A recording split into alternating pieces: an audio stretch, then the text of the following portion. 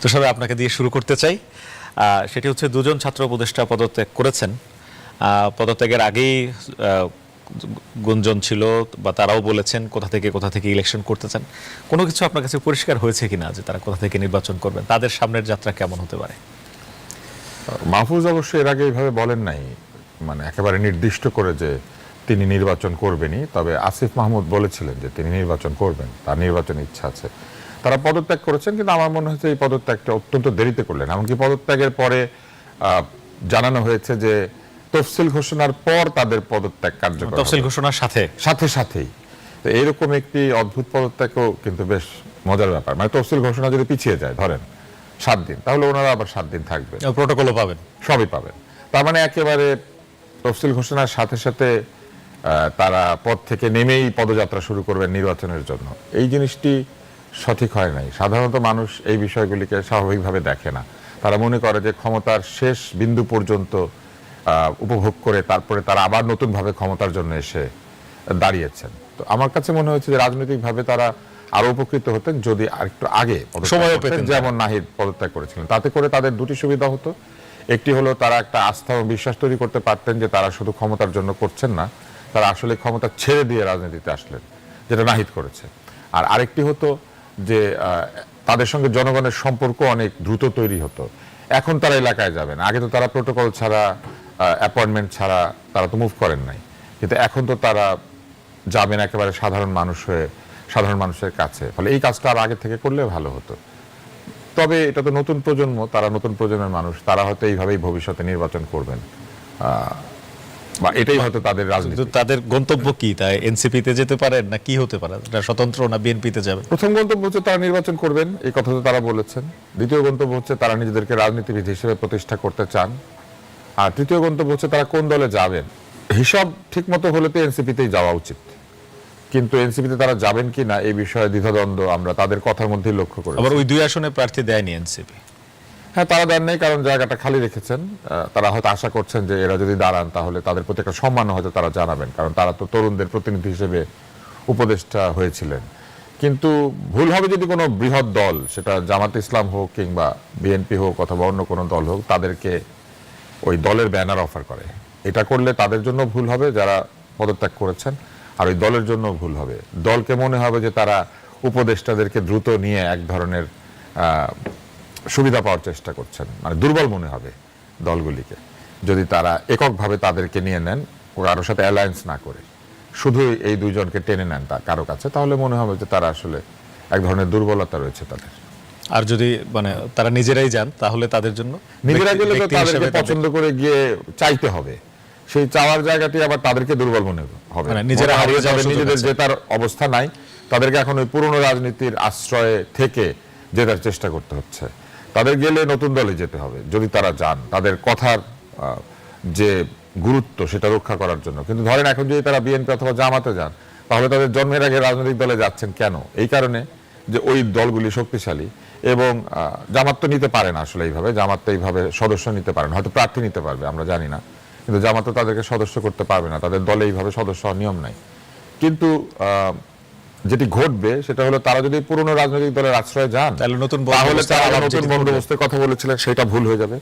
তারপরে তারা যে এতদিন সমালোচনা করেছেন বিভিন্ন জায়গাতে তরুণরা, যে পুরনো দলগুলি বাংলাদেশের এরকম অবস্থা বানিয়েছে, বাংলাদেশের আজকে যে পরিস্থিতি এর জন্য পুরনোরা দায়ী, আন্দোলনে প্রবীণরা ছিল না, আন্দোলনে প্রৌঢ়রা ছিল না, আমরাই ছিলাম, এরকম তারা বলেছেন।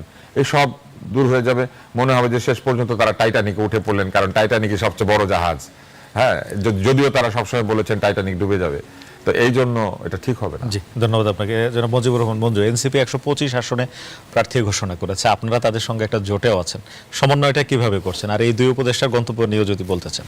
2 উপদেষ্টার ব্যাপারে আমি যেটা বলি যে মানে পদত্যাগ করেছেন এটা আমি সাধুবাদ জানাই প্রথমত, কারণ টোটাল বিষয়টাই কিন্তু একটা অপরিকল্পিত বা একটা হঠাৎ করে ঘটে যাওয়া ঘটনার মধ্য দিয়েই তারা কিন্তু ক্ষমতার চেয়ারে বসেছেন। এখন তারা যে এই চেয়ার ছেড়ে এসে রাজনীতিতে আবার নামছেন, রাজনীতির কঠিন জায়গায় এসে আবার দাঁড়াচ্ছেন, এটা আমি মনে করি, আমি তাদেরকে ওয়েলকাম করি।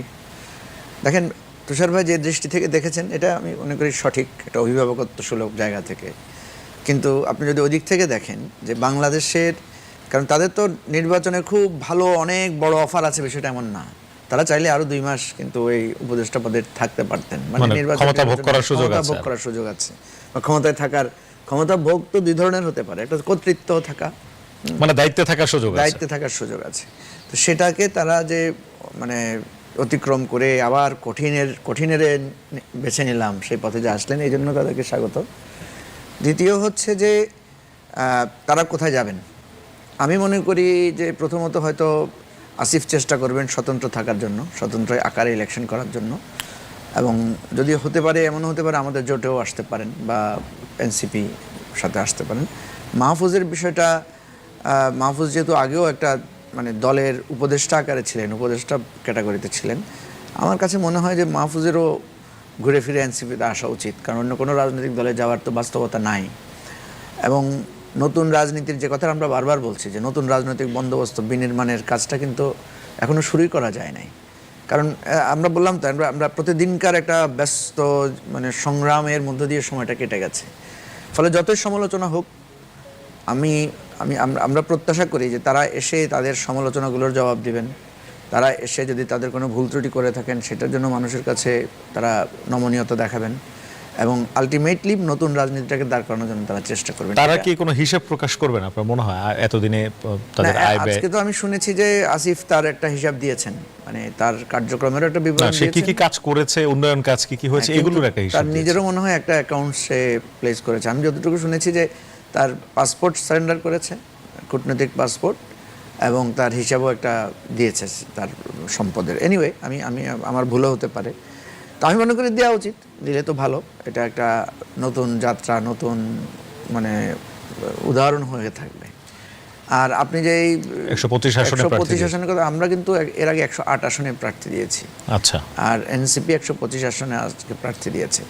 আমাদের যেটা হবে যে আমরা এখন এই 2 প্রার্থী, তারপর আমাদের তো আরও দল নতুন করে যুক্ত হবে, বা রাষ্ট্র সংস্কার আন্দোলন আছে, আমরা একটা কমিটি করব ইমিডিয়েটলি।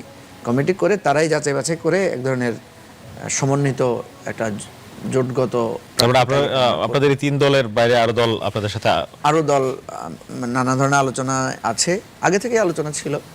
তো আমরা আশা করছি যে জোটের পরিসর বাড়তে পারে আর কি। জোটের পরিসর বাস করে।